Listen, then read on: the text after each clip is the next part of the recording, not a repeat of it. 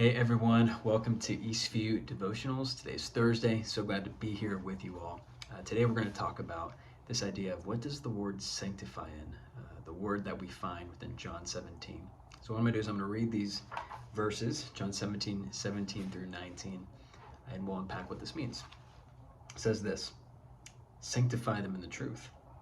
Your word is truth. As you sent me into the world, so I have sent them into the world, and for their sake I consecrate myself, that they also may be sanctified in truth. We're coming to the end of a prayer that Jesus is praying for the disciples in this moment, but really it kind of spills over and it applies to us as well. Now this word sanctify, and then we also see the word consecrate in these verses as well. The Greek word for both of those is a Greek word they share, and it really communicates this idea of being set apart. Now when we think about sanctify or sanctification, sanctification is the process where when you say yes to Jesus, you begin following him. It's the process of being made righteous and holy, right? It's more of a, instead of a moment, it's a process where, well, in this context, sanctify, consecrate, it applies mainly to this idea, again, of being set apart. And for the disciples, specifically, being set apart for a service to God, being set apart as people who will be leading the church when Jesus leaves and the Holy Spirit comes.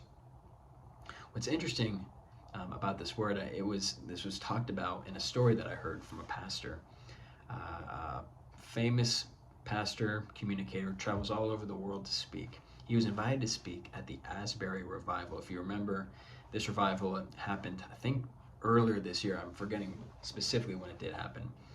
But a college, I believe in Kentucky, it was a worship service that broke out into nonstop prayer and worship, and people from all over the country started showing up to see what was happening, and we believe it was a true revival that took place.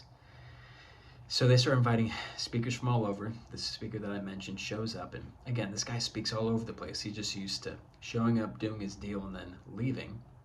Well, when he shows up, they pull him aside into this room that they turned into a consecration room.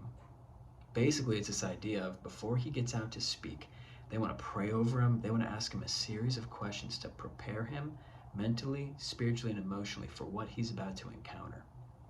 And so he was surprised, but he was amazed at the level of seriousness, the level of spiritual awareness that the leaders had before they sent someone to speak into a holy, miraculous, glory and God-filled room. And so he said that he went in and they said, all right, man, hey, we have to ask you some questions. Is there any unconfessed sin that you need to confess to us now? He goes through that, and then they start praying for him, preparing him for what's about to take place. And he said it was the most amazing experience that he had speaking in a long time. He went through a holy, sanctifying, and consecrated process to prepare. And a bit more on this idea that really fleshes this all out. When you are consecrated or sanctified, what you're communicating is this idea that I'm choosing something over everything else, right? I'm deciding to focus on this. The idea of consecration can apply to Olympic athletes who go through training and discipline to prepare to win a gold medal. It's a grueling voluntary lifestyle they choose and decide to be a part of. Well, it's interesting. The Latin word for decide is this idea of cutting off. This idea of removing all the other options to focus on one thing. And that's what consecrated and sanctify really is. This idea of cutting off everything else to focus on one thing. So just in these few verses, what we get is this beautiful picture of cutting off, minimalizing, simplifying, so that you can focus on serving the Lord, so you can focus on the truth, so you can focus on doing what Jesus has asked. It doesn't just apply to pastors, vocational ministry leaders.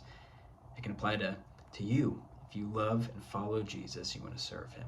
So just in these few verses, so much information and biblical insight that's so helpful.